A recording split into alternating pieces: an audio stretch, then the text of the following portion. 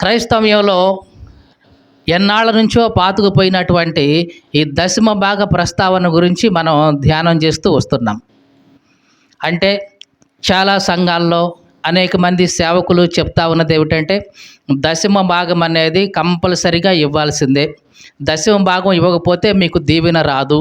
దశమ భాగం ఇవ్వకపోతే నీకు ఆశీర్వాదం రాదు. నువ్వు ఆశీర్వదించబడాలంటే నీ ఫలము, నీ పంట లేకుంటే ఇవన్నీ మీరు దీవెన పొందాలంటే ఆ దశమ భాగం అనేది తప్పనిసరిగా ఇవ్వాలి. ఇస్తేనే నీకు ఆశీర్వాదం అనే విధంగా చాలామంది బోధ జరుగుతూ ఉంది. కానీ ఇది దేవుని వాక్య ప్రకారమా కాదా అని గత కొన్ని రోజుల నుంచి మనం దీని మీద ధ్యానం చేస్తూనే వస్తున్నాం. ఇది క్రైస్తవ్యంలోనిది కాదు అని మనం ప్రారంభించాం. పాత నిబంధనలో అబ్రహాము దశమ భాగం ఇచ్చాడు మొట్టమొదటిగా. అది అబ్రహాం యొక్క వ్యక్తిగతమే. ఇవ్వమని తర్వాత తన పిల్లలకు కానీ తన సంతతి వాళ్ళకి కానీ చెప్పింది లేదు. అలాగే యాకోబు కూడా తను సంపాదించిన యావత్తులో 10వ వంతు ఇస్తా అని మొక్కుకున్నాడు. అది కూడా యాకోబు యొక్క వ్యక్తిగతమే. యాకోబు మొక్కుబడి చేసుకున్నాడు, దాన్ని తీర్చాడు.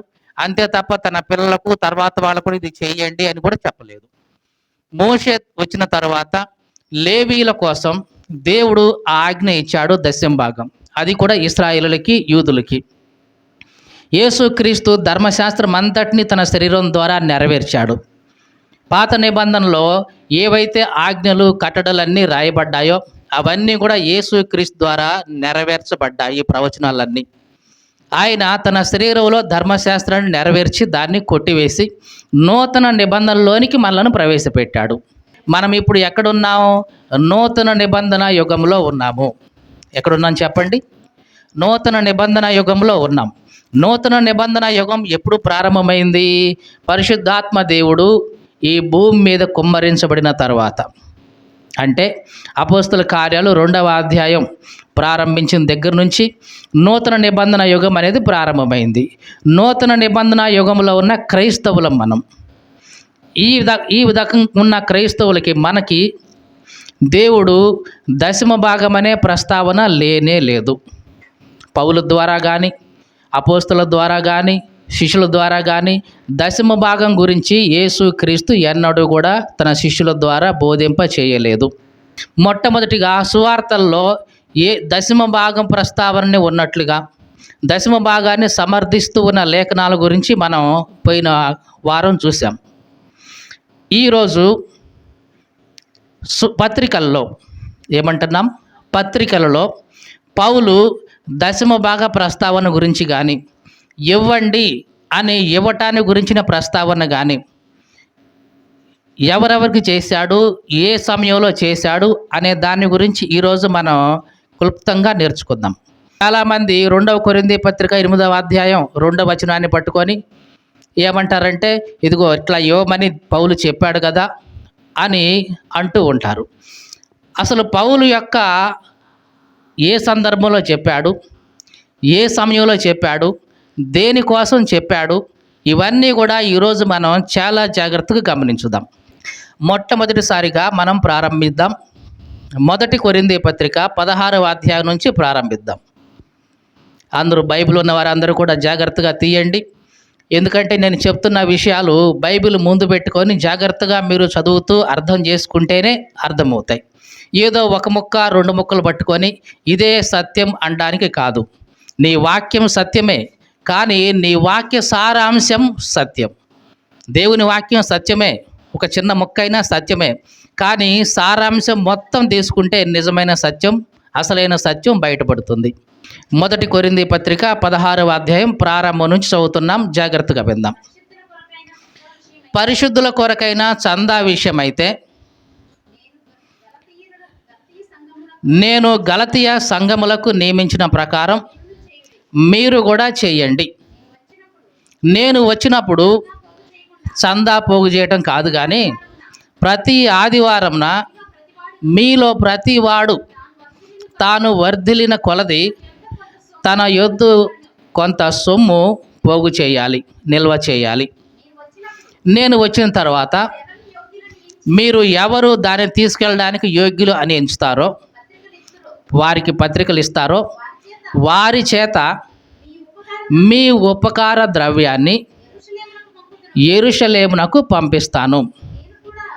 నేను కూడా వెళ్ళడం యుక్తమైతే వాళ్ళు నాతో పాటు వచ్చేస్తారు, నేను కూడా వాళ్ళతో పాటు వెళ్తాను. ఇక్కడ జాగ్రత్తగా చూడండి, పౌలు ఒక విషయాన్ని గురించి చెప్తూ ఉన్నాడు. చందా అనే మాట గురించి ఇక్కడ చెప్తూ ఉన్నాడు.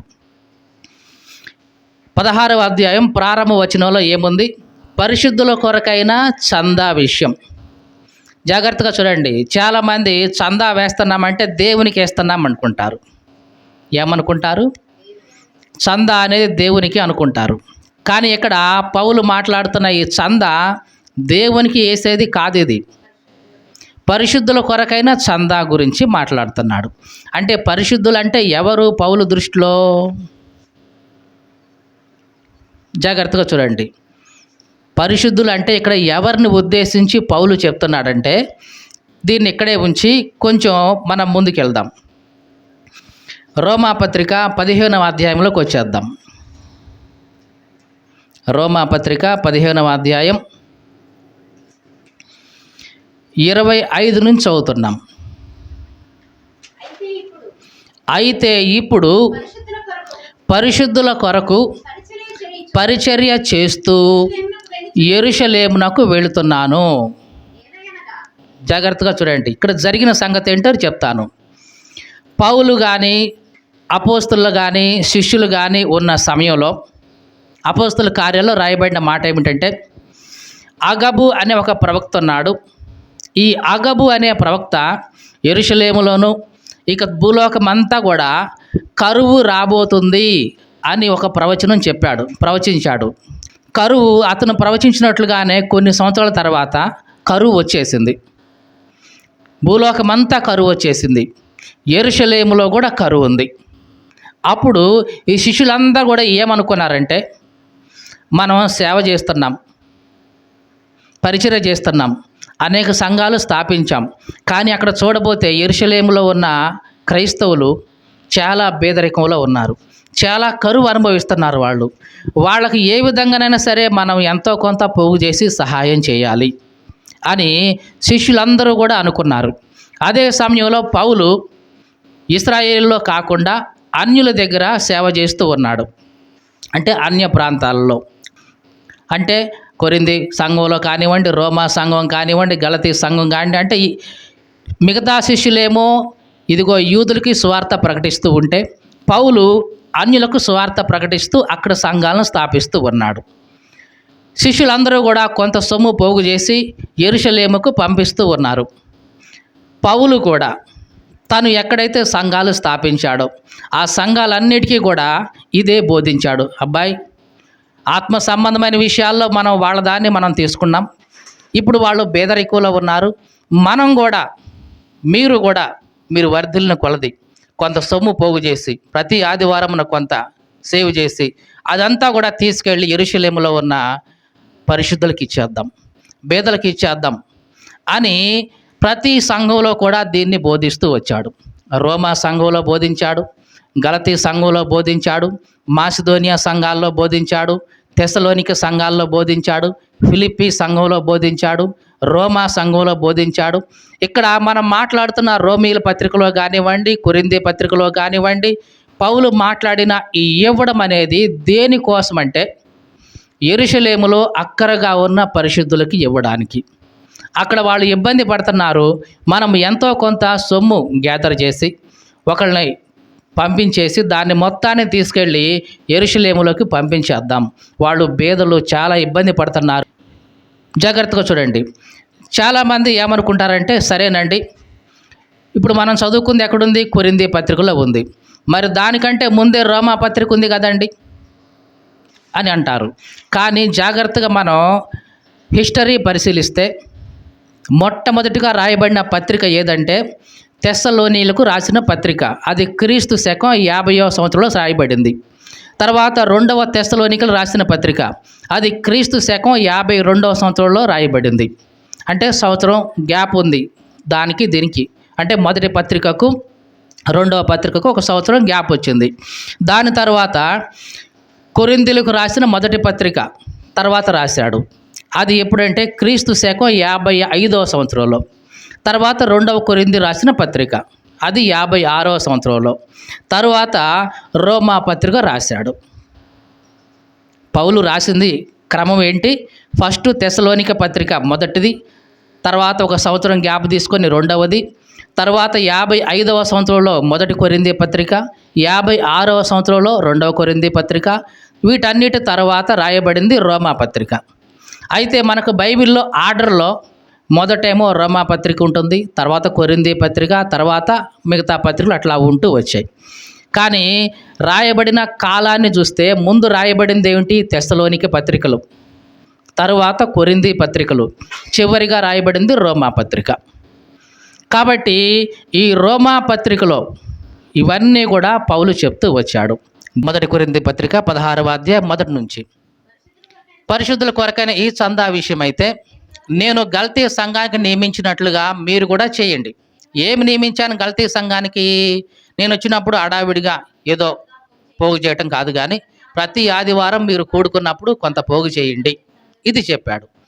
అదే కొరింథీ సంఘానికి కూడా చెప్తున్నాడు. ఏమని? నేను వచ్చినప్పుడు కాకుండా ప్రతి ఆదివారమున మీలో ప్రతి వాడు కూడా తన వద్ద తాను వర్ధిల్లిన కొలది తన వద్ద కొంత సొమ్ము నిల్వ చేయండి. నేను వచ్చిన తర్వాత మీరు ఎవరిని యోగ్యులుగా అని ఎంచి పత్రికలను ఇస్తారో వాళ్ళ చేత నేను మీ ఉపకార ద్రవ్యాన్ని యెరూషలేముకు పంపిస్తాను.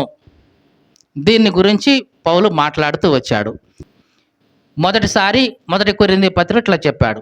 2వ కొరింథీ పత్రికలో ఇంకా దీని గురించి చాలా విపులంగా మళ్ళీ దీని గురించి ఇంకోసారి చెప్తూ వచ్చాడు. అది కూడా చూద్దాం. 2వ కొరింథీ పత్రిక 8వ అధ్యాయం ప్రారంభం నుంచి జాగ్రత్తగా చూడండి. సహోదరులారా, మాసిదోనియా సంఘములకు అనుగ్రహించబడిన దేవుని కృపను గురించి మీకు తెలియజేస్తున్నాను. ఎలాగనగా వారు బహు శ్రమల వలన పరీక్షించబడగా అత్యధికంగా సంతోషించారు, మరియు వారు నిరుపేదలైనను వారి దాతృత్వం బహుగా విస్తరించెను. ఈ కృప విషయంలో పరిశుద్ధుల కొరకైన ఈ పరిచర్యలో పాలు పొందే విషయంలో వారు మనపూర్వకంగా మమ్మల్ని వేడుకొన్నారు. సామర్థ్యం కొలదే కాకుండా సామర్థ్యానికి మించి మాకు ఇచ్చేశారు, తమంతట తామే ఇచ్చేశారు అని మీకు సాక్ష్యం ఇస్తున్నా. ఇక్కడ కొరింథీ పత్రికకు రాస్తూ మాసిదోనియా సంఘంలో వాళ్ళు ఎట్లా చేశారు అని చెప్తూ వస్తున్నాడు. దేని గురించి ఇది? ఇంతకీ మాసిదోనియా సంఘం అంటే ఏంటి, ఎక్కడుంది ఇది అని అంటే, పౌలు ఒకసారి పర్యటిస్తూ ఉన్నప్పుడు ఒక దర్శనం వచ్చింది పౌలుకి. ఏమిటి ఆ దర్శనం అంటే, మాసిదోనియా దేశస్థుడు ఒకడు దర్శనంలో కనబడి, అయ్యా మాకు సహాయం చేయి అని అన్నట్లుగా పౌలుకు దర్శనం వచ్చింది. ఈ దర్శనం పౌలు చూసినప్పుడు, ఓహో మాసిదోనియాకు వెళ్ళమని దేవుడు చెప్తున్నాడు మాకు అని చిన్నగా ఇక మాసిదోనియా ప్రాంతానికి వెళ్ళిపోయారు.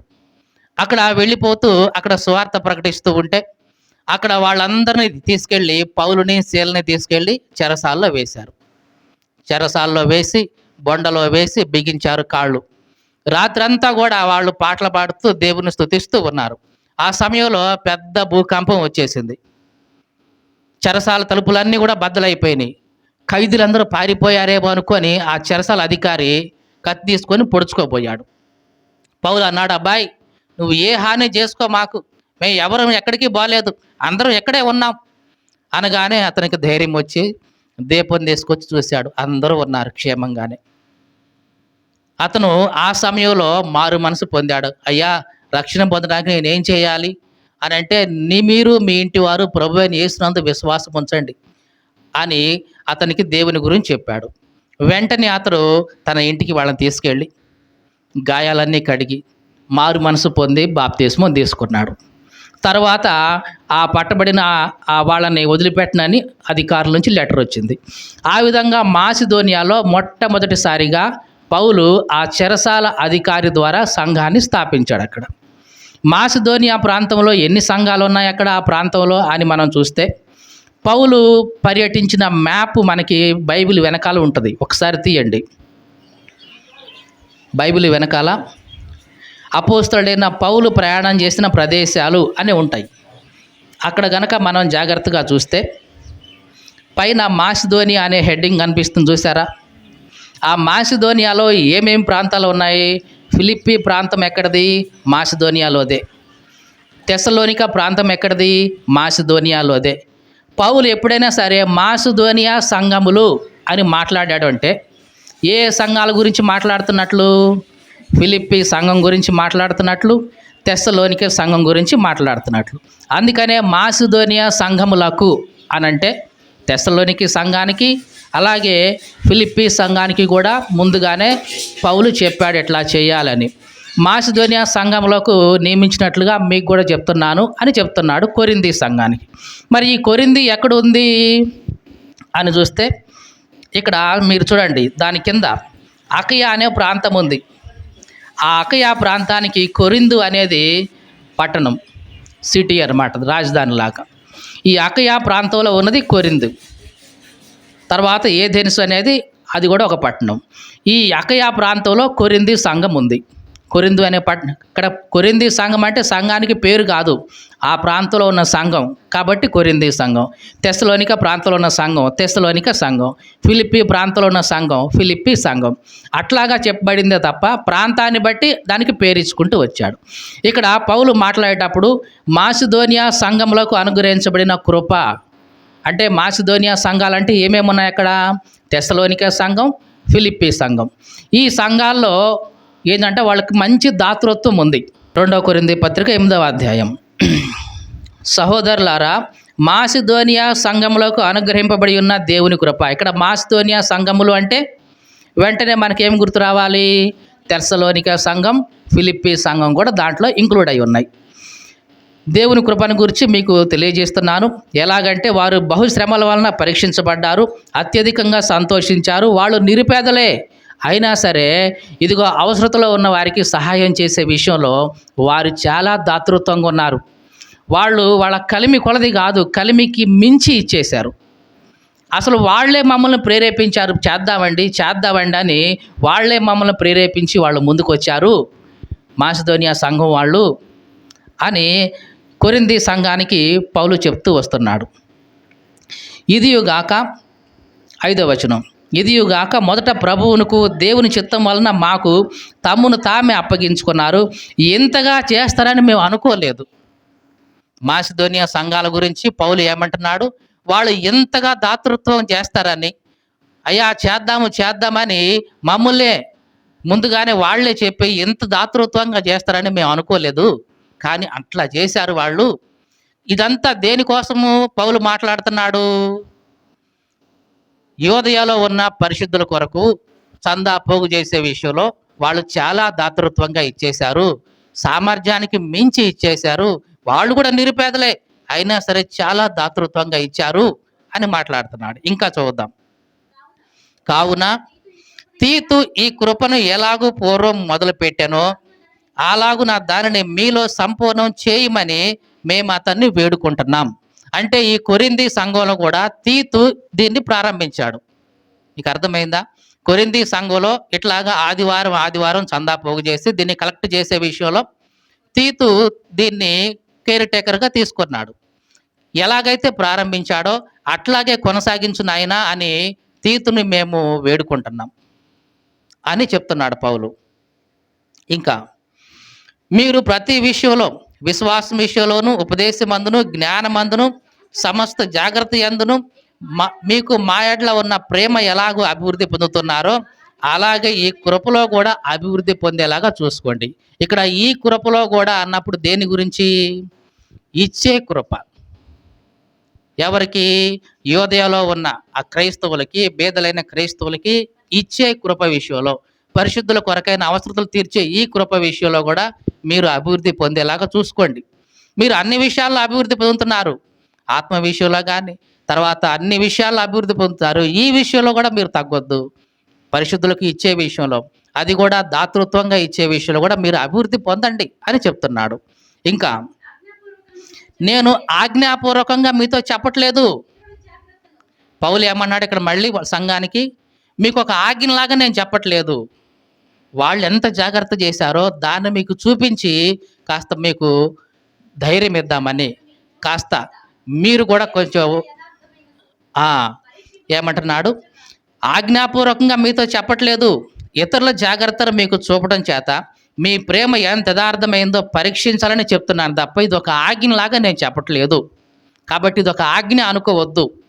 వాళ్ళు ఎంత జాగ్రత్తగా ఉండి దాన్ని చేశారో మనం కూడా అంత జాగ్రత్తగా ఉండి చేస్తే మనం ఎంత యథార్థంగా ఉన్నామో వాళ్ళకు కూడా అర్థమవుద్ది అని చెప్తున్నాడు. ఇంకా మీరు మన ప్రభు అయిన యేసుక్రీస్తు కృపను ఎరుగుదురు కదా, ఆయన ధనవంతుడై ఉండి మీరు తన దారిద్ర్యం వలన ధనవంతులు కావాలని మీ నిమిత్తము ఆయన దరిద్రుడాయను. ఇక్కడ యేసు ప్రభు గురించి కూడా చెప్తున్నాడు. యేసు ప్రభు గురించి తెలుసు కమ్మ మనకి, ఆయన ధనవంతుడై ఉండి కూడా మీ నిమిత్తము దరిద్రుడయ్యాడు కదా. కాబట్టి చదువుతున్నాం 10వ వచనం. ఇందును గూర్చి నా తాత్పర్యం నేను చెప్తున్నా, సంవత్సరం కిందటనే ఈ కార్యము చేయుట ఎందే గాక తలపెట్టుట ఎందు కూడా మొదటి వారై ఉండిన మీకు మేలు. సంవత్సరం కిందే పౌలు ఈ పత్రిక రాస్తున్న సంవత్సరానికి ముందుగానే ఈ కార్యాన్ని వీళ్ళు తలపెట్టారు. ఎలాగ చేయాలి, యెరూషలేములో ఉన్న పరిశుద్ధుల కొరకు ఎలాగ చేయాలని వీళ్ళే తలపెట్టి వీళ్ళే చేస్తున్నారు దీన్ని. చదువుదాం ఇంకా. కావున తలపెట్టుటకు సిద్ధమైన మనసు మీలో ఎలాగూ కలిగిందో అలాగే మీ కలిమి కొలది సంపూర్తి ఎగునట్లుగా మీరు ఆ కార్యాన్ని ఇప్పుడు నెరవేర్చండి. మీరు మొదట ఎలాగైతే తలపెట్టారో, ఎలాగైతే ప్రారంభించారో అలాగే మీరు దాన్ని కొనసాగించండి, అలాగే పూర్తి చేయండి. మీరే అసలు మొదట ప్రారంభించింది. ఈ కార్యాన్ని ప్రారంభించింది ఎవరు? మీరే. అయ్యా చేద్దామని చెప్పి ప్రారంభించింది మీరే. కాబట్టి దాన్ని అట్లాగే కొనసాగించండి అని వాళ్ళని ప్రోత్సహిస్తున్నాడు. చదువుదాం ఇంకా. మొదట ఒకడు సిద్ధమైన మనసు కలిగి ఉంటే శక్తికి మించి కాదు కానీ కలిమి కొలది ఇచ్చిందే ప్రీతికరం అవుతుంది. కాబట్టి మొదట మనకేముండాలి? సిద్ధ మనసు ఉండాలి, సిద్ధమైన మనసు ఉండాలి, సిద్ధంగా ఉండాలి. అయ్యా చేద్దామని ఆ మనసు నీకుంటే కలిమికి మించి కాదు కానీ కలిమి కొలది, శక్తికి మించి ఏమి కాదు, మీకు శక్తి కొలది ఇస్తే చాలు. అంటే మనం ఎంత ఇవ్వగలిగితే అంతే చాలు, తలకు మించి ఏమి ఇవ్వనక్కర్లేదు. మనం ఇవ్వగలిగింది ఇస్తే చాలు, మన శక్తి కొలది ఇస్తే చాలు అని ఈ ఇవ్వడం అనే ప్రతి పద్ధతి దేని గురించి మాట్లాడుతున్నాడు? మళ్ళీ చెప్తున్నా, యెరూషలేములో యోదయాలో ఉన్న క్రైస్తవులకు చేయాలి, సహాయం చేయాలి అన్న ఉద్దేశంలో మాట్లాడుతున్న మాటలు ఇవన్నీ. చదువుతున్నాం. ఇతరులకు తేలిగ్గాను మీకు భారంగాను ఉండాలని చెప్పటం లేదు. హెచ్చుగా కూర్చుకున్న వాడికి ఏమీ ఎక్కువ మిగలలేదు, తక్కువ కూర్చుకున్న వాడికి తక్కువ కాలేదు అని పాత నిబంధనలో రాయబడింది కదా. కాబట్టి అందరికీ కూడా సమానంగా ఉండేలాగా ప్రస్తుతమందు మీ సమృద్ధి వారి అక్కరకు, తర్వాత మరి ఒకప్పుడు వాళ్ళ సమృద్ధి మీ అక్కరకు ఉండవాలని ఎట్లా చెప్తున్నా. అయ్యా ప్రస్తుతం వాళ్ళు ఇప్పుడు భేద స్థితిలో ఉన్నారు, వాళ్ళకంటే మీరు కొంచెం బెటర్గా ఉన్నారు.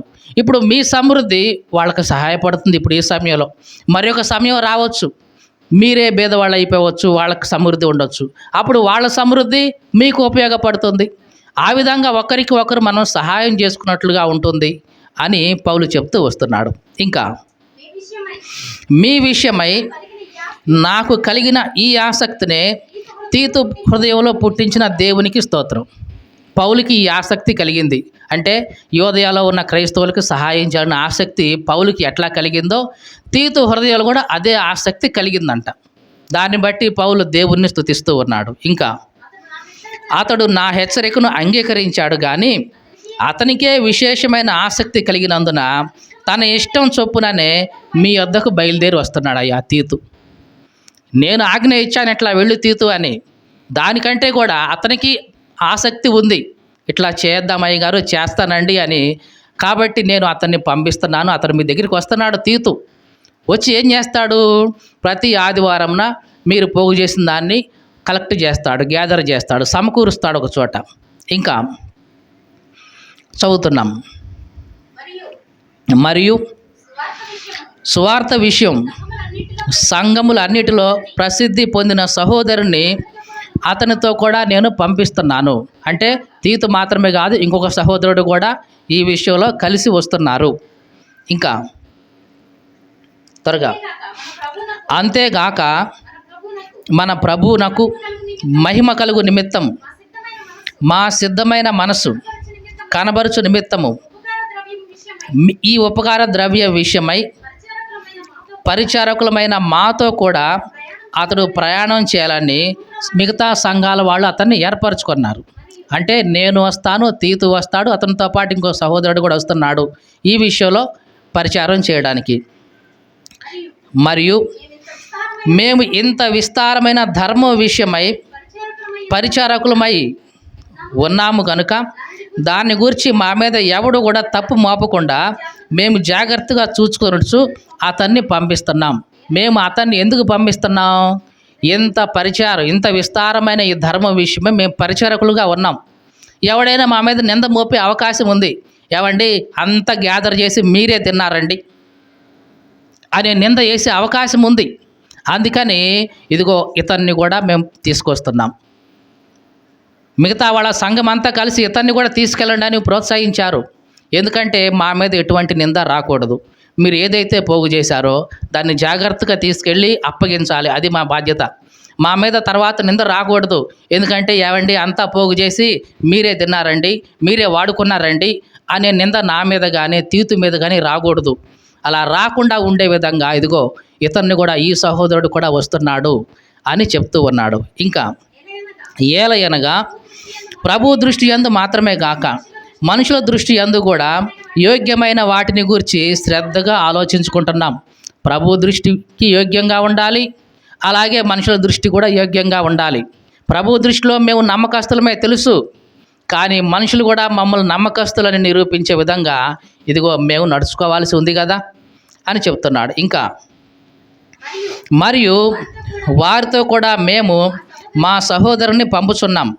చాలా సంగతుల్లో అనేక పర్యాయములు అతన్ని పరీక్షించి అతడు ఆసక్తి గలవాడనియు ఇప్పుడు కూడా మీ ఎడల అతనికి కలిగిన విశేషమైన నమ్మకం వలన మరి ఎక్కువైన ఆసక్తి గలవాడనియు తెలుసుకొని ఉన్నాము. కాబట్టి ఇతని గురించి మేము ఎంత ఎంక్వైరీ చేశాం. ఇతడు చాలా నమ్మకమైన వాడు, మీకోసం ఆసక్తి కలిగిన వాడు, కాబట్టి ఇతన్ని కూడా మీ దగ్గరికి పంపిస్తున్నాం.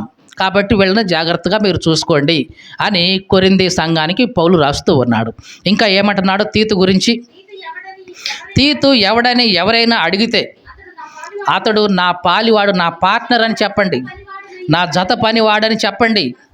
మన సహోదరులు ఎవరు అనంటే వాళ్ళు సంఘపు దూతలని చెప్పండి, క్రీస్తు మహిమ వాళ్ళు అని చెప్పండి. దేవునికి స్తోత్రం కలుగును గాక. హల్లెలూయా.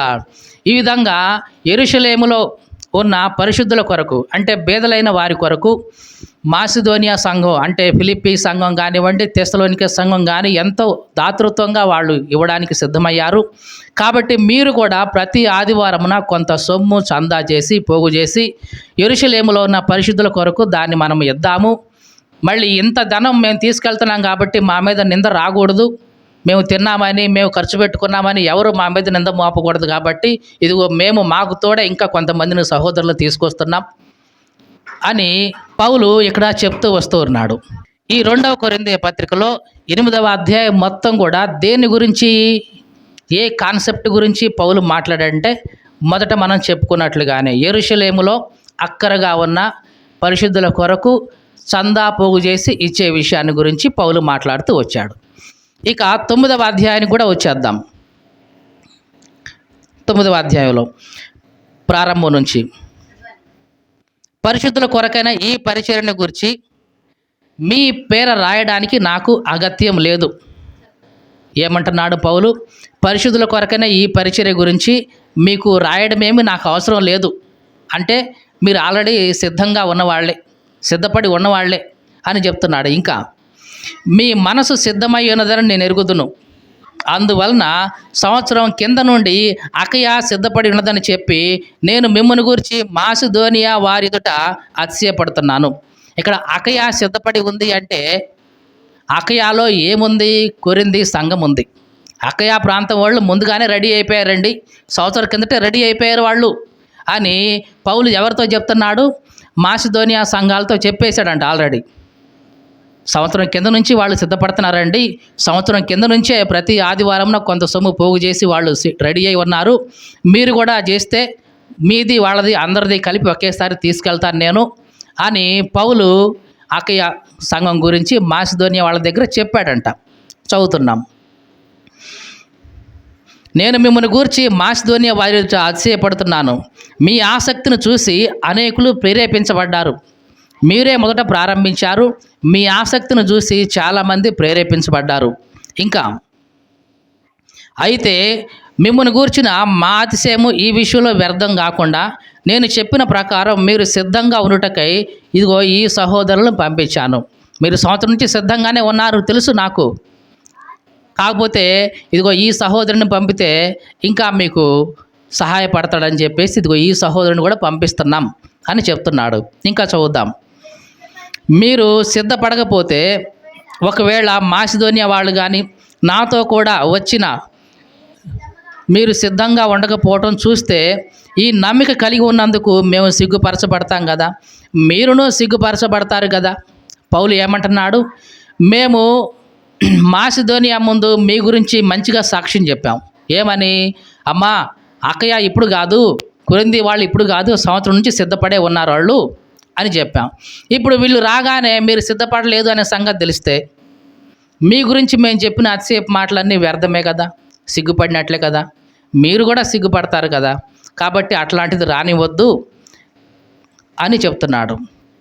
తర్వాత వచనం, కావున లోగడ ఇచ్చేదమని మీరు చెప్పిన ధర్మం పిసినితనంగా ఇక ధారాళంగా ఇవ్వాలని చెప్పి సహోదరులు మీ వద్దకు ముందుగా వచ్చి దాన్ని జమ చేయడం కోసం వారిని హెచ్చరించడం అవసరమని నేను తలంచాను. దేవునికి స్తోత్రం కలుగునుగాక. హల్లెలూయా. ఇక్కడ ఏమంటున్నాడు పౌలు? లోగడ మీరు ఇస్తామని చెప్పారు. లోగడ మీరు ఇస్తామని చెప్పారు కదా సంవత్సరం కిందటే. అయ్యా మేము ఇదిగో ఇంత ఇస్తాం వాళ్ళకని చెప్పారు కదా. ఆ చెప్పిన దారిని మీరు పిసినితనంగా ఇవ్వమాకండి, ధారాళంగా ఇచ్చేయండి. అలా ఇవ్వడం కోసమే ఇదిగో ఈ సహోదరులను పంపిస్తున్నా. వీళ్ళు ముందుగానే వచ్చి మీరు ఇస్తా అని చెప్పిన దాన్ని వాళ్ళు జమ చేస్తారు. అలా జమ చేసి అది మొత్తాన్ని నేను తీసుకెళ్ళి అదిగో అక్కడ యెరూషలేములో ఇచ్చేస్తాను అని పౌలు చెప్తున్నాడు. 6వ వచనం, కొంచెంగా విత్తువాడు కొంచెంగానే పంట కోయును, సమృద్ధిగా విత్తేవాడు సమృద్ధిగా పంట కోయును అని ఈ విషయంలో చెప్పవచ్చు.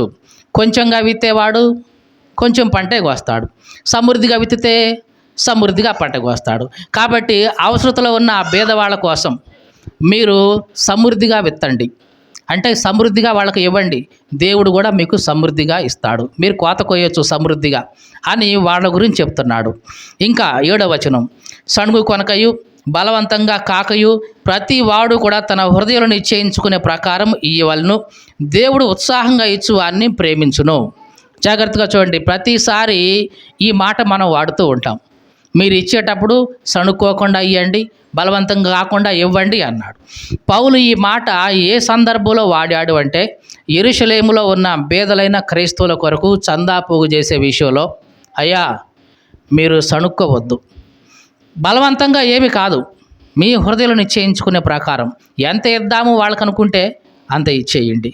అంతే తప్ప ఇదేమి ఆజ్ఞ కాదు, మిమ్మల్ని ఇబ్బంది పెట్టేది కాదు. మీరు సణుక్కోకుండా బలవంతంగా కాకుండా మీ హృదయంలో ఎంతైతే వాళ్ళకి పంపిద్దామనుకున్నారో అంత ఇవ్వండి చాలు అంటున్నారు. మరియు అన్నిటి యందు ఎల్లప్పుడూ మీలో మీరు సమృద్ధి గలవారై ఉత్తమమైన ప్రతి కార్యం చేయుటకు దేవుడు మీ ఎడల సమస్తమైన విధమైన కృపను విస్తరింప చేయగలడు. ఇంది విషయమై అతడు వెదజల్లి దరిద్రులకు ఇచ్చెను, అతని నీతి నిరంతరము నిలుచును అని రాయబడి ఉంది. ఇది ఎక్కడంటే కీర్తన గ్రంథం 112వ కీర్తన 9వ వచనంలో ఉంటుంది. అతడు వెదజల్లి దరిద్రులకు ఇచ్చాడు, అతని నీతి నిరంతరము నిలుస్తుంది. చాలామంది క్రైస్తవులు చేసే పొరపాటు ఏమిటంటే ఆ చివరి మాటే పట్టుకుంటారు, కానీ ఏ సందర్భంలో వాడాడు, ఎందుకు వాడారు, ఇది వదిలేస్తూ ఉంటారు.